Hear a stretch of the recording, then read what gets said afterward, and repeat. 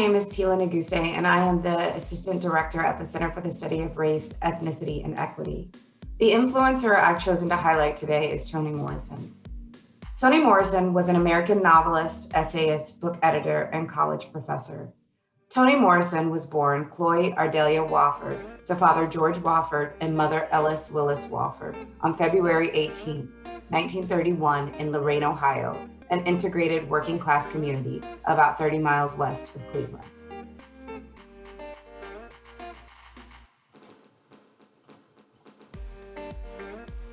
Morrison received her bachelor's degree from Howard University. She majored in English and chose classics for her minor. After graduating from Howard in 1953, she went on to earn a master's degree in English from Cornell in 1955. There, she wrote her thesis on the works of Virginia Woolf and William Faulkner.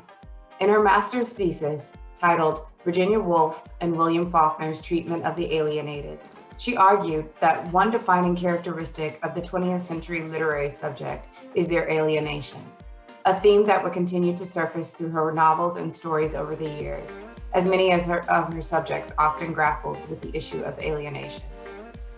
After completing her studies at Cornell, she then taught English for 2 years at Texas Southern University, a historically Black institution in Houston.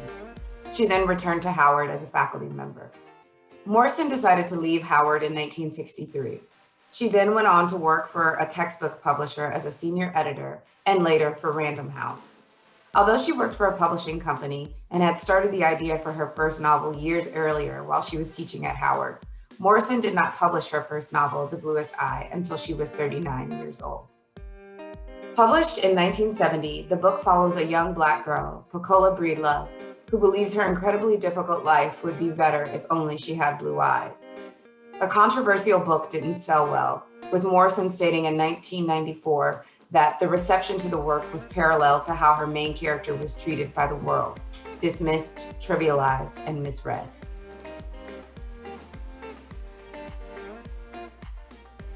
Three years later, Morrison published her second novel called Sula, that was nominated for the National Book Award.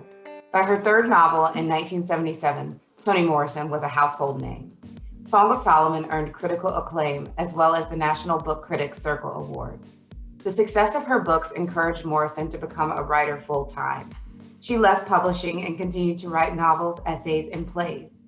In 1987, Morrison released her novel called Beloved.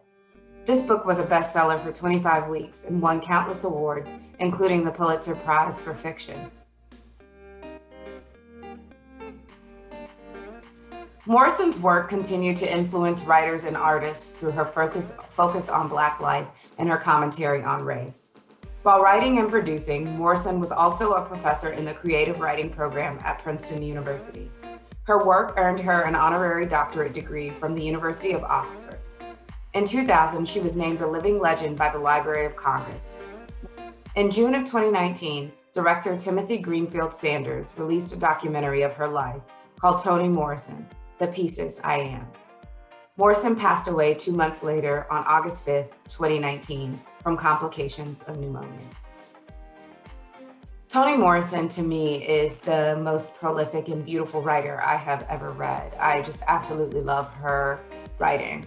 Her works hold not only this deep sentimental value to me personally, but I believe that these realities that she's able to animate in her prose just speak so clearly to an experience that is uniquely that of Black women. I'm very happy that I was able to speak a little bit about Toni Morrison today. I'll close with how she closed her 1993 Nobel Prize address when she said, "We die. That may be the meaning of life, but we do language. That may be the measure of our lives." Thank you.